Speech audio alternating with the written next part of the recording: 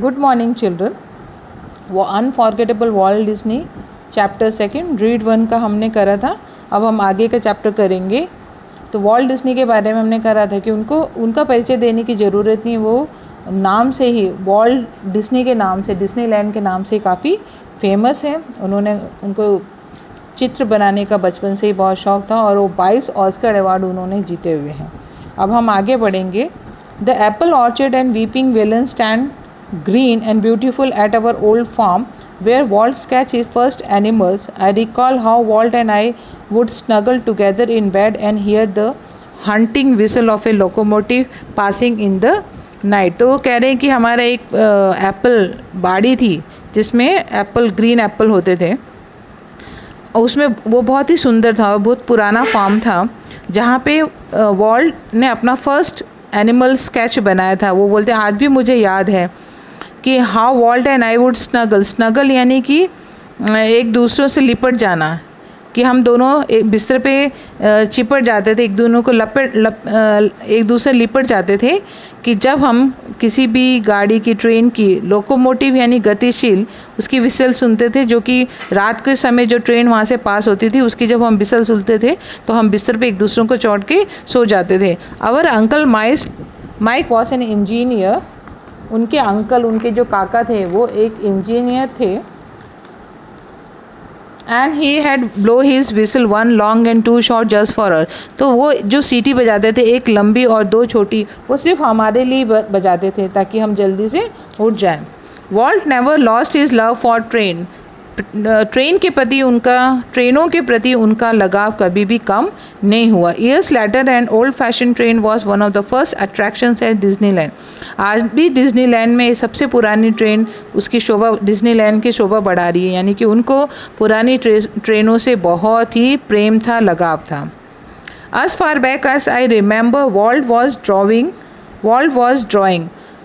याद करते हैं पीछे का तो कहते हैं कि मुझे आज भी याद है कि उसको ड्राइंग करने का बहुत शौक़ था। The first money he ever made was a निकल क्या है? धातु है, पैसा है, 5 सेंट।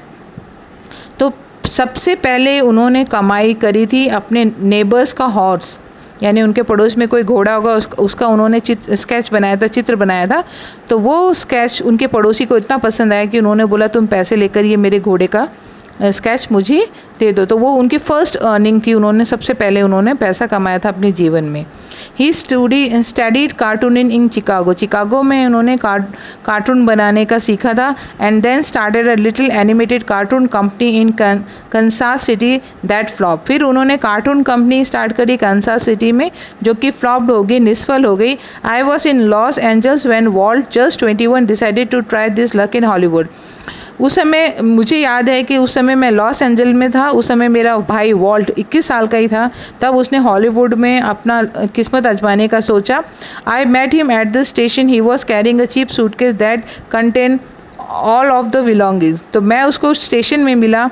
उसके हाथ में एक बहुत ही सस्ता सूटकेस था जिसमें उसकी सारी ज़रूरत की चीज़ें थी। बिलोंगिंग्स यानी जो आवश्यक चीज़ें हैं, ज़रूरत की चीज़ें, वो सब उस सूटकेस में थी। We borrowed $500 from an uncle and Walt started a cartoon series called Alice in Cartoonland। तो हम एक अंकल से $500 हम लेकर गए थे और हमने उस पैसे से एक कार्टून सीरीज स्टार्ट करी, Alice in Cartoonland. It was tough going. उस समय हमारा समय बहुत ही कठिन चल रहा था। Walt did all the animations and I trained the old fashioned camera। वो एनिमेशन करता था और मैं पुराने कैमरे को चलाता था, मतलब उसे शूट करता था। The alias cartoon didn't make much of splash. बहुत ज़्यादा सफल नहीं हो पाया, बहुत ज़्यादा उससे हम पैसा नहीं कमा पाए, बहुत ज़्यादा उससे हमें प्रसिद्धि नहीं मिली है। So Walt started a new series called Oswald the Rabbit. तो इसलिए उन्होंने एक नई सीरीज़ चालू करी, Oswald the Rabbit. Oswald did better but when Walt went to New York distributor for more money he ran into trouble.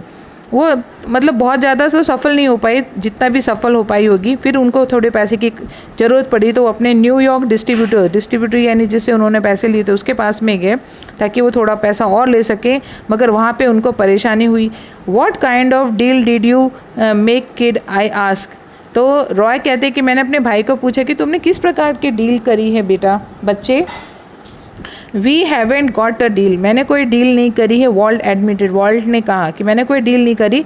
The distributor copyrighted Oswald and he is taking over the series himself. तो जो Oswald की जो copyright थी वो distributor अपने पास में रख ली थी, उसके बदले में उसने मुझे पैसे दिए थे. अब वो उसने अपनी ऑसवाल्ड की जो कॉपीराइट है वो उसने खुद ले ली है और taking over the series himself. अब आगे का जो सीरीज़ वो खुद ही बनाएंगे. स्ट्रेंजली मतलब बहुत आश्चर्य की बात है. Walt did not seem down hearted. Down hearted यानी निराश. तो इतना सब कुछ होने के बाद में उनके भाई रॉय बोलते हैं कि वॉल्ट बिल्कुल भी निराश नहीं हुआ. और we are going to start a new series. उन्होंने बोला कोई बात नहीं, हम दूसरी सीरीज स्टार्ट करेंगे. ही इंथुएस इट्स अबाउट अ माउस. और जो हम दूसरी सीरीज स्टार्ट करेंगे वो माउस से संबंधित होगी. And this time we will own the house. इस समय जो भी हमारा इस समय जो भी हम न्यू सीरीज स्टार्ट करेंगे तो वो जो माउस है, जो वो चूहा है, वो हमारा खुद का होगा. उसके हम कॉपीराइट किसी और डिस्ट्रीब्यूटर्स को नहीं देंगे. The rest is a history. Walt Mouse Mickey celebrated his 40th birthday in 1968. तो ये एक हिस्ट्री हो गई. वो माउस मिक्की माउस इतना फेमस हो गया पूरे वर्ल्ड में, विश्व में, कि उन्होंने उसकी 40th बर्थडे सेलिब्रेट किया 1968 में. And A happy 40th it was. और 40वां वर्षगांठ बनाई है मिक्की माउस की. अ $250 million people saw Disney movie इन 1968. एक उन्होंने मूवी बनाई थी डिस्नी की जो कि बिलियंस ऑफ लाखों अरबों खरबों लोगों ने उसको देखा 1968 में. 100 million watch a Disney TV show. 100 million ने टीवी शो देखा. Nearly $1 billion read a Disney book. खरबों लोगों ने डिज्नी बुक को रीड किया और डिज्नी बुक और मैगज़ीन को रीड किया. And almost 10 million visited Disneyland. 10 million लोग डिज्नीलैंड विजिट गए, मतलब डिज्नीलैंड को देखा. And Mickey as Walt used to say started it all. और वो कहते हैं कि इससे हमारी शुरुआत हो गई. तो मिक्की माउस से उनकी शुरुआत हो गई. Mickey was only the first successful product of Walt's matchless imagination and ability to make his dreams become reality. तो मिक्की माउस का जो उन्होंने प्रोडक्ट क्रिएट किया, जो अपनी इमेजिनेशन यानी कि जो अपनी विचार जो पेपर में दौरे, तो वो एक मैचलेस इमेजिनेशन थी. यानी किसी को ऐसा था भी नहीं कि वो इस प्रकार से एक ऐसा सक्सेसफुल जानवर का एनिमेशन करेंगे. And it was an ability he could turn on for any occasion. तो सारे जो उनके जो ड्रीम्स थे, सपने थे, वो कम हो गए. मतलब उनमें काम करने की क्षमता थी. स्मॉल और large. Once when my son Roy Edward had the measles यानी खसरा. तो रॉय बोलते हैं कि जब मेरे बेटे को खसरा हो गया, Walt came and told him the story Pinocchio. तो उस समय वॉल्ट आके मेरे बेटे को उन्होंने एक स्टोरी सुनाई पिनोसियो के बारे में, which he was making at the time. उस समय वो उसकी वो बना रहे थे, पिनोसियो की स्टोरी लिख रहे होंगे, बना रहे होंगे. तो वो उन्होंने स्टोरी सुनाई. When Walt told the story it was a virtuous performance. His eye riveted his listener. His moustaches twisted expressively. His eyebrows rose and fell and his hands moved with the grace of a musical conductor. तो वो पिनासियो की जब story सुना रहे थे Roy Edward को, तो वो जब वो एक्सप्रेस कर रहे थे तो उनकी मूछें ऊपर नीचे जा रही थी, उनकी आईब्रोज भी रोज एंड फॉल मतलब ऊपर चढ़ रही थी फिर नीचे गिर रही थी. तो वो इतने बिजी थे, उनको इतना मतलब विथ म्यूज़िक के साथ में इतना अच्छी तरह से एक्सप्लेन कर रहे थे. Young Roy was so wide eyed at Walt graphic telling of the fairy tale that he forget all about his music.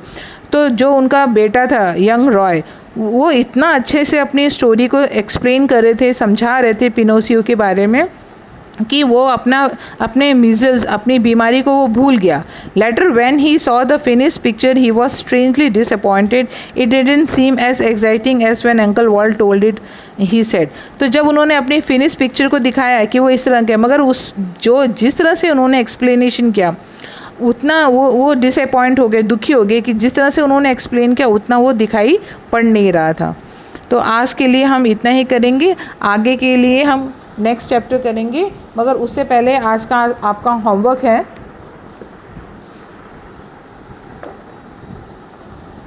ये मैं पहले भी आपका एक करवा चुकी हूँ. रिकॉग्नाइजेशन MCQs क्वेश्चन, ये 3 मार्क्स का है। ये फर्स्ट वाला मैं करवा चुकी, ये दूसरा वाला सब आप अपनी नोटबुक में लिखेंगे और करेंगे। ये क्वेश्चंस है। Walt was a complex man, complex यानी जटिल मैन था, तो ये चारों प्रश्न में से हमको करेक्ट प्रश्न ढूंढना है। Walt was a complex man, तो कौन, what kind of man was Walt, what kind of man, किस प्रकार का व्यक्ति था, तो कॉम्प्लेक्स मैन था। Complex man is the answer. So what kind of man, तो क्या आएगा, what kind of man was Walt. Second देखेंगे, watch the film as an outsider observe, मतलब पिक्चर देखो जैसे एक आउटसाइडर देखता है उस तरह से। तो वॉट आर यू आस्क और सपोज टू डू, क्या करना है, watch the film. What are you ask, क्या तुमने बोला है, वॉच द फिल्म, तो ये वाला आएगा, वॉट आर यू आस्क और suppose to do. The united state in the northern hemisphere, united state कहाँ पर है, कहाँ पे बोला है, इसलिए क्या आएगा, where is the united states. तो ये तीनों के तीनों आपको अपनी नोटबुक में लिखना है और इसका हेडिंग होगा रिकॉग्नाइजिंग एप्रोप्रिएट क्वेश्चंस, इसका हेडिंग होगा रिकॉग्नाइज एप्रोप्रिएट क्वेश्चंस। तो ये आप अपनी नोटबुक में लिखेंगे। आज के लिए इतना ही, आगे का चैप्टर हम कल करेंगे। Good bye.